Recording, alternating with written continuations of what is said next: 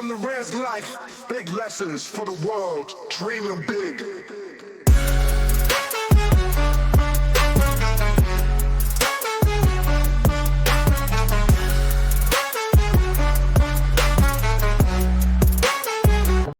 Hey everyone, welcome to the Willie Cheez Education channel. My name is Delmar, and I love to write stories and read them back to you, inspiring you to learn through the power of storytelling. Through the adventures of Willie Cheez, we explore personal development, Navajo culture, ceremonies, native histories, and life lessons that will help you grow and connect with both tradition and modern life. And I'm excited to share with you on a new story called Willie Cheez and the Power of the U.S. Constitution, A Journey of Understanding. Part 1. The Classroom Lesson. Willie Cheez sat in his high school classroom, listening intently as his teacher, Mr. Stevens, began the lesson on the U.S. Constitution. Willie had always been curious about the world and how things worked, but today's lesson felt different. It felt important, like something that could change the way he understood his place in the world. Mr. Stevens started by explaining the basics. The U.S. Constitution, he said, is the supreme law of the land. It's the document that outlines the framework of our government and the rights of the people.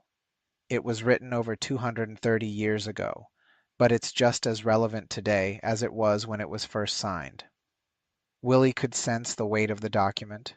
It wasn't just a piece of paper. It was the foundation of everything that made the United States what it was. But as Willie listened, a question formed in his mind. Does this apply the same way on the reservation? Part 2. Why the Constitution Matters. Mr. Stevens continued, "The Constitution is important because it protects our freedoms. It limits the power of the government and ensures that the people, the citizens, have rights that cannot be taken away.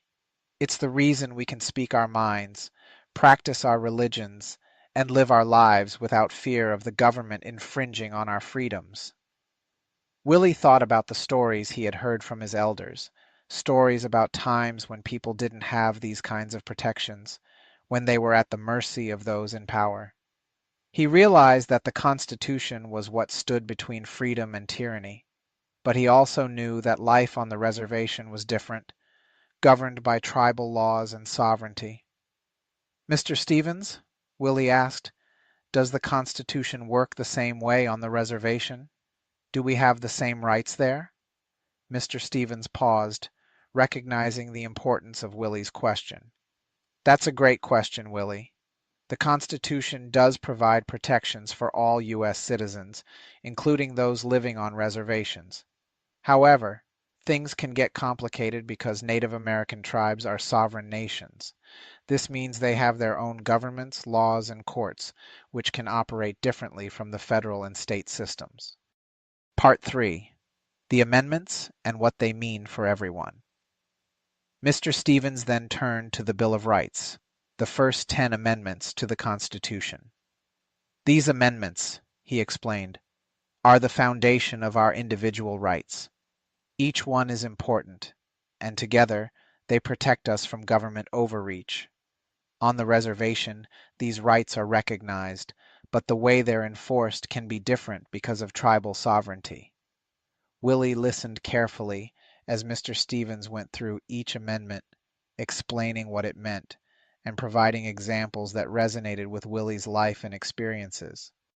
First Amendment: the right to freedom of speech, religion, press, assembly, and petition. Mr. Stevens said, "This amendment protects your right to express your opinions, practice any religion you choose, and gather peacefully to make your voices heard. Imagine if you couldn't speak out against something you believed was wrong, or if the government could force you to follow a certain religion." Willie thought about how his ancestors had been pressured to abandon their traditional ways. He realized that the First Amendment protected his right to speak his language, practice his culture, and gather with his people, even on the reservation. Second Amendment: the right to keep and bear arms. Next, Mr. Stevens explained the Second Amendment, Willie remembered stories from his grandparents about defending their land and families. This amendment, Mr. Stevens said, gives you the right to own weapons to protect yourself and your family. Without it, the government could take away your ability to defend your home. Willie saw how important this right was, not just for hunting, but for ensuring that his community could protect itself, whether under federal law or tribal law. Third Amendment, protection against quartering of soldiers. Mr. Stevens then talked about the Third Amendment, which seemed distant from Willie's daily life until he thought about it more deeply. During the Revolutionary War, British soldiers could force people to house them in their homes, Mr. Stevens explained. This amendment prevents that from happening today. Willie thought about the importance of having a safe and private home, protected from outside forces, whether by the federal government or the tribe's authority. Fourth Amendment, protection against unreasonable searches and seizures. Mr. Stevens moved on to the Fourth Amendment, explaining how it protected individuals from having their property searched or taken by the government without a good reason. This amendment means the government can't just show up at your door and take your things without a warrant, he said. Willie thought about the importance of privacy and how this protection was vital both under U.S. law and within the context of tribal sovereignty. Fifth Amendment, the right to due process, protection against double jeopardy, and self-incrimination. When Mr. Stevens explained the Fifth Amendment, Willie thought about how important fairness was in his community. This amendment ensures that you can't be tried for the same crime twice, and that you have the right to remain silent if you're accused of a crime, Mr. Stevens said. Willie understood that this amendment was about protecting people from being mistreated by the justice system, whether it was the federal system or the tribal courts. Sixth Amendment, the right to a fair and speedy trial. Mr. Stevens continued with the Sixth Amendment, which guarantees a fair and speedy trial. If you're accused of a crime, he said, this amendment ensures that you'll get a fair trial with a jury of your peers. Willie thought about how important it was to be judged fairly, especially on the reservation where community ties were strong. The Sixth Amendment ensured that everyone had the chance to defend themselves properly. Seventh Amendment, the right to a trial by jury in civil cases.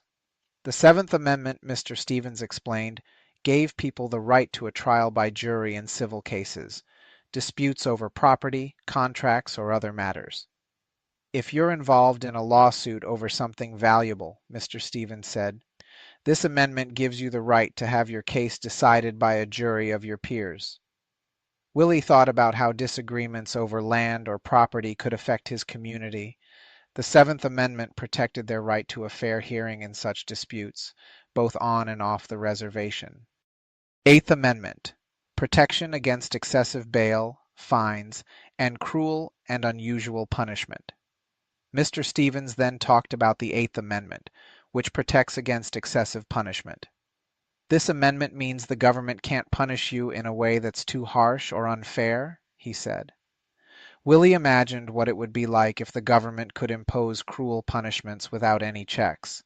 The Eighth Amendment ensured that justice was fair, whether in federal courts or tribal courts. Ninth Amendment, protection of rights, not specifically mentioned in the Constitution. The Ninth Amendment, Mr. Stevens explained, was about protecting rights that weren't explicitly listed in the Constitution. Just because a right isn't listed, Mr. Stevens said, doesn't mean it doesn't exist. This amendment protects other fundamental rights we have as people. Willie thought about the many rights that were important to his people, rights that might not be written down, but were still essential to their way of life. The Ninth Amendment ensured that these rights were recognized and respected, even within the unique context of tribal sovereignty. 10th Amendment, powers reserved to the states or the people. Finally, Mr. Stevens discussed the 10th Amendment, which reserved powers to the states or the people. This amendment ensures that the states and the people have powers that the federal government can't take away, Mr. Stevens said. Willie realized that this amendment was about preserving the autonomy of his community, allowing them to govern themselves in many ways without interference from the federal government. On the reservation, this meant that tribal laws could take precedence, reflecting the tribe's values and needs. Part 4. The complexity of rights on the reservation. As Mr. Stevens finished explaining the amendments, Willie asked, "So, how do these rights actually work on the reservation?" Mr. Stevens smiled, appreciating Willie's curiosity. "Willie, that's where things get a bit complex. While the Constitution provides protections, Native American tribes are sovereign nations. This means they have their own governments and legal systems. In many cases, tribal law governs what happens on the reservation, not state or federal law. However, federal laws still apply in certain situations, especially serious crimes." Willie nodded, beginning to see the bigger picture. Mr. Stevens continued, "In 1968, Congress passed the Indian Civil Rights Act, which applies some of the rights in the Bill of Rights to tribal governments. This includes protections like freedom of speech, protection against unreasonable searches, and the right to due process. But it's not exactly the same as the U.S. Constitution, and the way these rights are enforced can differ."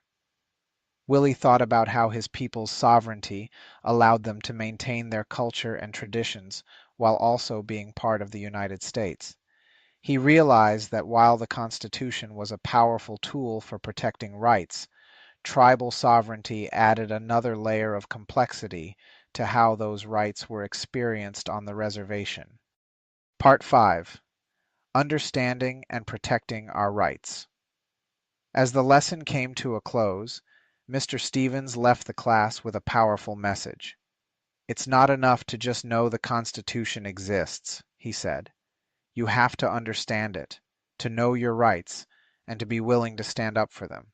Whether you're on the reservation or off it, the Constitution and tribal laws are there to protect you, but you need to be aware of how they work together." Willie left the classroom that day with a new sense of purpose. He realized that understanding his rights wasn't just about knowing the words in the Constitution. It was about understanding how those rights were applied in his daily life, both on and off the reservation. He understood now why people fought so hard to protect these rights, why they were so important, and why it was essential to ensure they weren't eroded or taken away. A commitment to freedom and sovereignty. Willie Cheez knew that he had a role to play in protecting the Constitution and the rights it guaranteed. But he also understood the importance of his tribe's sovereignty and the unique legal framework that governed life on the reservation. He made a promise to himself to learn more about both the Constitution and tribal law, to educate others about their rights, and to stand up for the principles that allowed his community to live freely and with dignity. As he looked ahead, Willie knew that the lessons he had learned in high school would stay with him for the rest of his life.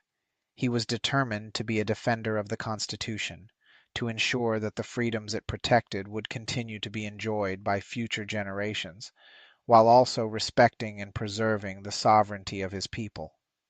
And with that, Willie Cheez set out on a new journey, a journey of understanding, of advocacy, and of unwavering dedication to the principles that made his country and his tribe places where liberty and justice truly prevailed. From the res life, big lessons for the world, dreaming big.